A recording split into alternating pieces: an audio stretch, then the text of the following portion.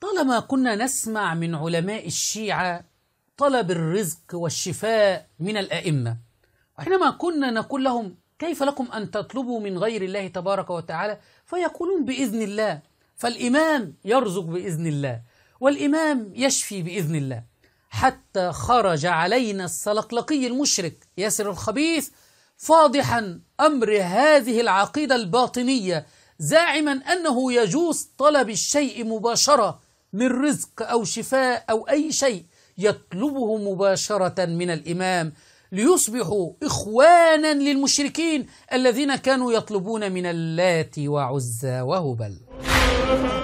حيث أنه ثبت لدينا أن الله تبارك وتعالى أعطى أهل البيت الطاهرين عليهم الصلاة والسلام قدرة في التصرف في الكون، وهو ما يصطلح عليه بالولاية التكوينية، فإنه يجوز لي أن أطلب مباشرة من النبي أو الوصي عليهم السلام أن يفعل الشيء أو يقضي الشيء المعين لي. والعجيب أننا حينما نسألهم الأئمة كانوا يطلبون حاجاتهم من يقولون من الله، إذن لماذا لم تقتضوا بالأئمة؟ وأيضا الأنبياء، يعقوب عليه السلام قال إنما أشكو بثي وحزني إلى من؟ إلى إبراهيم أو إلى الحسين؟ إلى الله.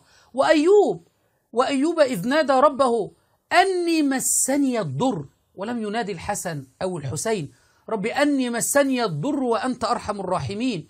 وإبراهيم عليه السلام قال وإذا مرضت فهو يشفين.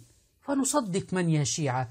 نصدق القرآن الكريم أم نصدق هذه العمائم المزيفة؟